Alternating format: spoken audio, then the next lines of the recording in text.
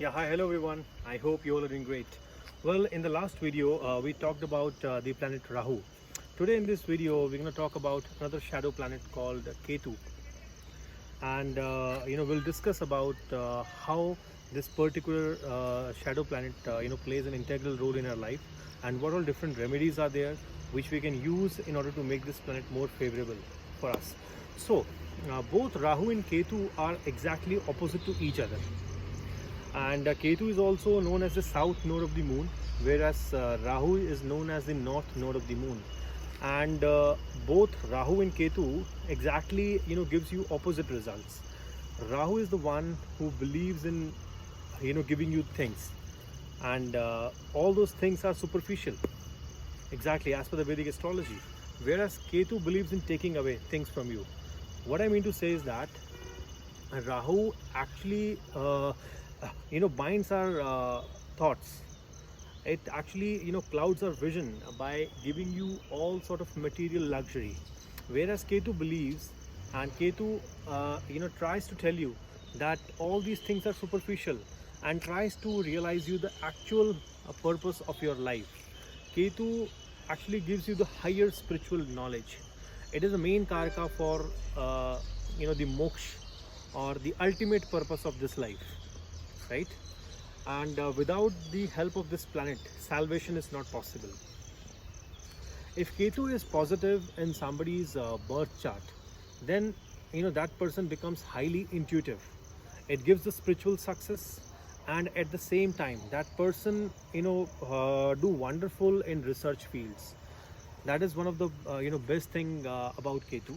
And moreover, apart from that, despite having all the luxury or this material comfort, they would still try to maintain low profile, because Ketu, what actually it does, it makes you realize that all these comforts and worldly this benefits that you have been enjoying, it is just temporary. The actual purpose of your life is to balance your karmic effects and achieve the moksha. And it also represents the past. It has the book of all your good and bad deeds, basis that it gives you or those circumstances arises in your life, so that you balance out your karma which you have done. So what happens when this Ketu is negative in somebody's horoscope? As okay, let me explain this to you with a story, or just a little bit detailed. Rahu is the head, and Ketu is the lower portion of the Rahu, or that entire body. The remaining portion of the body is Ketu, and head is Rahu. So what happens when Ketu becomes negative? That person behaves like a headless chicken, which means that they don't get that right output in life. They don't have the right direction in life. Their mind wanders all the time, here and there, and so many hundred different things. That person have the feeling of restlessness all the time. This anxiety would also suffer. They might suffer from anxiety, that, and also depression. They find it very difficult to concentrate. So what needs to be done in order to improve this planet?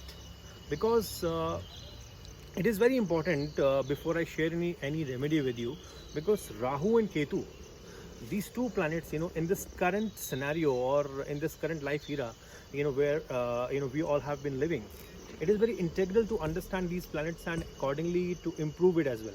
Because Rahu gives you all sort of this material comforts, and Ketu tries to make you realize that these comforts are temporary, although you enjoy it, but don't forget about your real self, right?